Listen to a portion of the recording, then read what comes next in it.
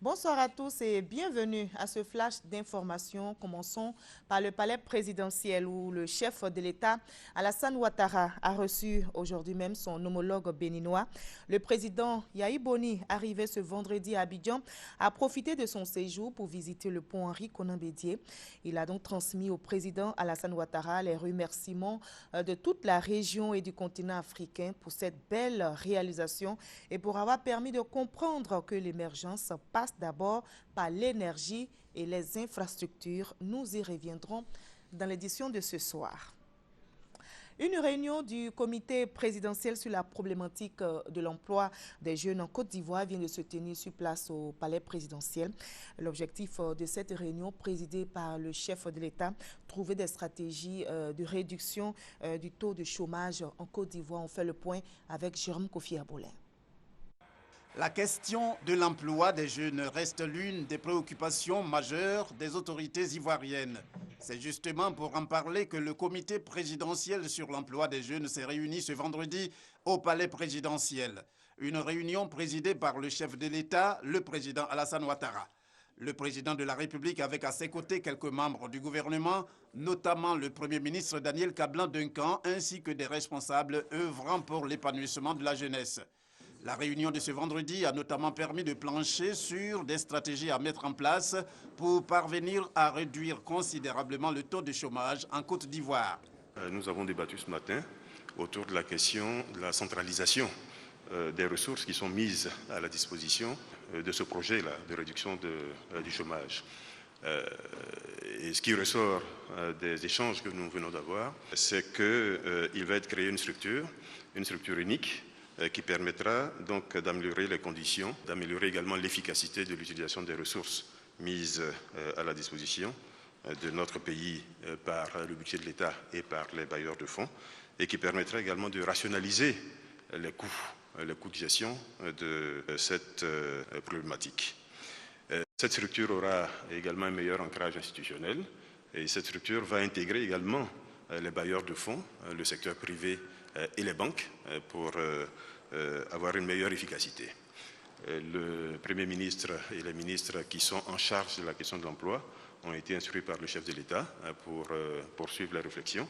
Donc des réunions auront lieu dans les prochaines semaines, l'objectif étant qu'à la fin du premier trimestre 2015, au plus tard, nous puissions venir avec des propositions qui sont concrètes, qui sont pragmatiques, et qui permettent durablement, en tout cas, de donner du travail à nos jeunes.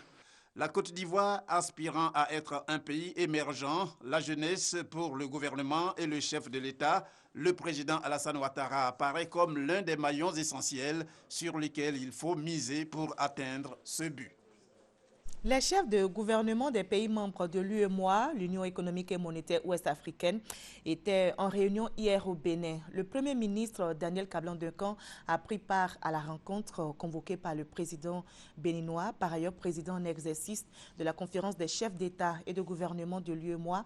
L'objectif de cette réunion, réviser les réformes politiques, programmes et projets communautaires au profit des populations. La BAD, la Banque africaine de développement, est de retour en Côte d'Ivoire et se porte au mieux. Le président du groupe vient de s'adresser à la presse. Donald Kaberuka a fait le point justement des activités de l'institution au cours d'un déjeuner auquel ont pris part des ambassadeurs. Les performances de la banque ont évolué malgré les 11 années de crise. De 3 milliards de dollars au début de la crise, le portefeuille de l'institution est passé à 8 milliards et la BAD est parmi les institutions de financement de développement les plus performantes au monde.